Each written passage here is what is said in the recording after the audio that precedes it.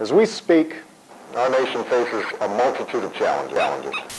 With the sense of urgency that this challenge are taking the fight to... The third part of our response plan is the steps we're taking to ensure that a disaster like this does not happen again. A few months ago, I approved a proposal to consider... I assembled a team of our nation's best scientists and engineers to tackle this. Okay, yes, we are bored. We're all bored now. But has it ever occurred to you, Wally, that the process that creates this boredom that we see in the world now may very well be a self-perpetuating, unconscious form of brainwashing created by a world totalitarian government based on money, and that all of this is much more dangerous than one thinks, and it's not just a question of individual survival, Wally, but that somebody who's bored is asleep, and somebody who's asleep will not say no? See, I keep meeting these people. I mean, just a few days ago, I met this man whom I greatly admire. He's a Swedish physicist, Gustav Bjornstrand, and he told me that he no longer watches television, he doesn't read newspapers, and he doesn't read magazines. He's completely cut them out of his life because he really does feel that we're living in some kind of Orwellian nightmare now, and that everything that you hear now contributes to turning you into a robot. And when I was at Findhorn, I met this extraordinary English tree expert who had devoted his life to saving trees. He just got back from Washington, lobbying to save the redwoods. He's 84 years old. He always travels with a backpack because he never knows where he's going to be tomorrow. And when I met him at Findhorn, he said to me, "Where are you from?" And I said, "New York." He said, "New York, yes, that's a very interesting place. Do you know a lot of New Yorkers who keep talking about the fact that they want to leave but never do?" And I said, "Oh, yes." And he said, "Why do you think they don't leave?" I gave him different banal theories. He said, "Oh, I don't think it's that way at all." He said, "I think that New York is the new model for the new concentration camp, where the camp has been built by the inmates themselves, and the inmates are the guards, and they have this pride in this thing they've built. They've built their own prison, and so they exist in a state of schizophrenia, where they are both guards and prisoners, and as a result, they no longer have, having been lobotomized, the capacity to leave the prison they've made, or to even see it as a prison." And then he went into his pocket and he took out a seed for a tree and he said, "This is a pine tree." He put it in my hand and he said, "Escape before it's too late." See, actually for 2 or 3 years now, Chiquita and I have had this very unpleasant feeling that we really should get out. That we really should feel like Jews in Germany in the late 30s. Get out of here. Of course, the problem is where to go, because it seems quite obvious that the whole world is going in the same direction.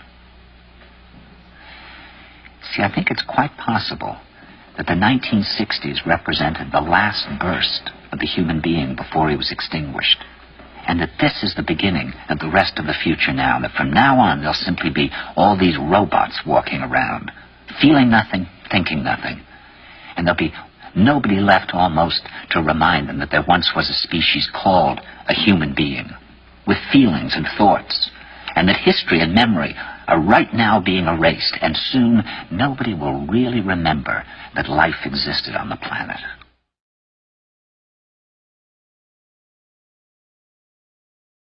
The dictator of Tomania, the conqueror of Austerlitz, the future emperor of the world.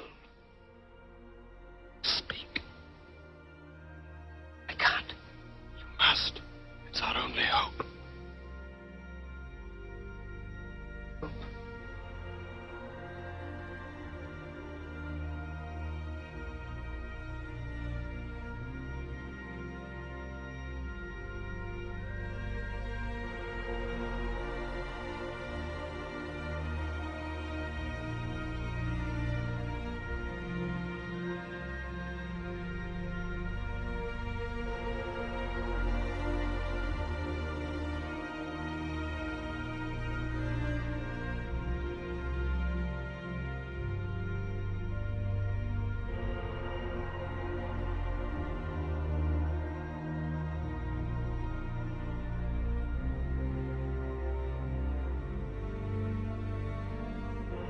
I'm sorry.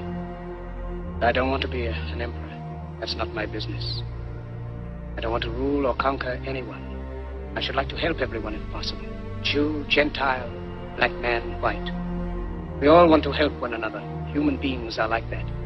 We want to live by each other's happiness, not by each other's misery.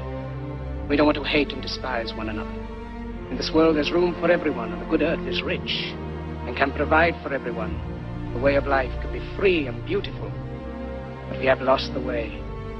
Greed has poisoned men's souls, has barricaded the world with hate, has goose-stepped us into misery and bloodshed. We have developed speed, but we have shut ourselves in. Machinery that gives abundance has left us in want. Our knowledge has made us cynical, our cleverness hard and unkind. We think too much and feel too little. More than machinery, we need humanity. More than cleverness, we need kindness and gentleness. Without these qualities, life will be violent, and all will be lost. The aeroplane and the radio have brought us closer together. The very nature of these inventions cries out for the goodness in men, cries out for universal brotherhood, for the unity of us all. Even now, my voice is reaching millions throughout the world, millions of despairing men, women, and little children, victims of a system that makes men torture and imprison innocent people. To those who can hear me, I say, do not despair. The misery that is now upon us is but the passing of greed, the bitterness of men who fear the way of human progress. The hate of men will pass, and dictators die, and the power they took from the people will return to the people. And so long as men die, liberty will never perish.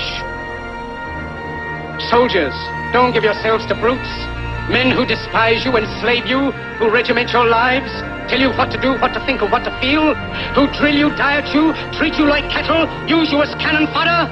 Don't give yourselves to these unnatural men, machine men with machine minds and machine hearts. You are not machines, you are not cattle, you are men. You have the love of humanity in your hearts. You don't hate, only the unloved hate, the unloved and the unnatural.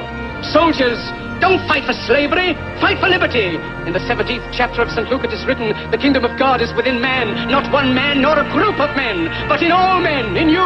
You, the people, have the power to create machines, the power to create happiness. You, the people, have the power to make this life free and beautiful, to make this life a wonderful adventure. Then in the name of democracy, let us use that power. Let us all unite. Let us fight for a new world, a decent world, that will give men a chance to work, that will give youth a future and old age a security. By the promise of these things, brutes have risen to power, but they lie. They do not fulfill that promise. They never will. Dictators free themselves, but they enslave the people. Now let us fight to fulfill that promise. Let us fight to free the world, to do away with national barriers, to do away with greed, with hate and intolerance. Let us fight for a world of reason, a world where science and progress will lead to all men's happiness. Soldiers, in the name of democracy, let us all unite!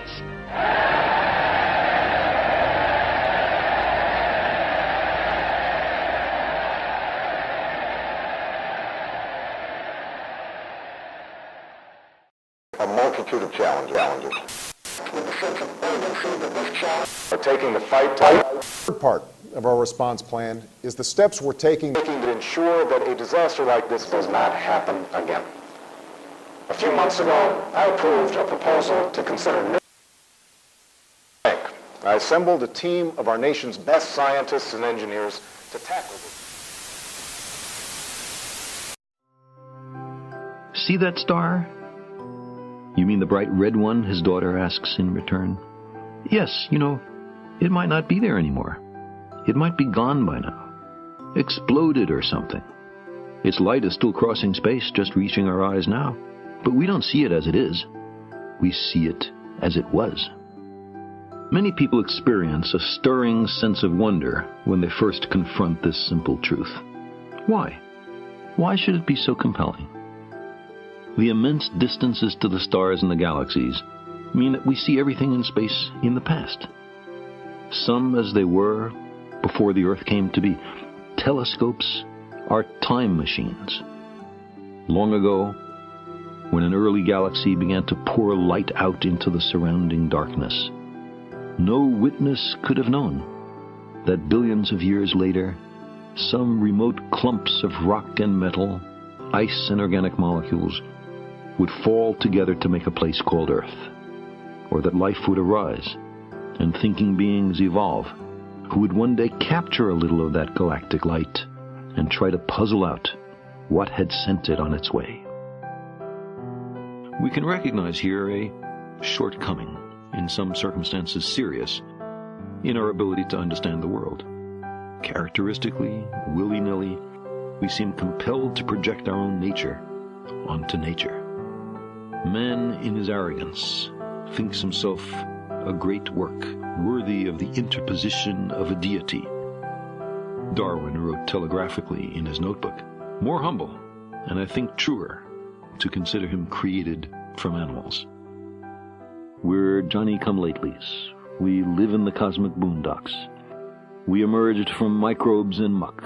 Apes are our cousins. Our thoughts and feelings are not fully under our own control. There may be much smarter and very different beings elsewhere, and on top of all this, we're making a mess of our planet and becoming a danger to ourselves.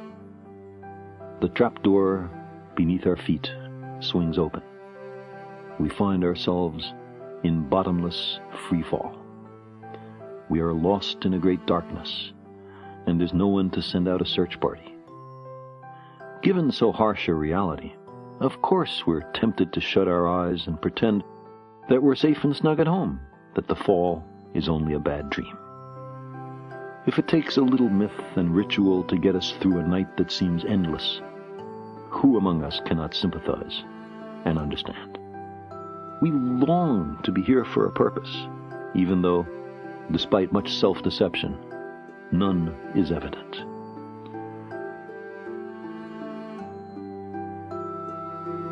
The significance of our lives and our fragile planet is then determined only by our own wisdom and courage. We are the custodians of life's meaning.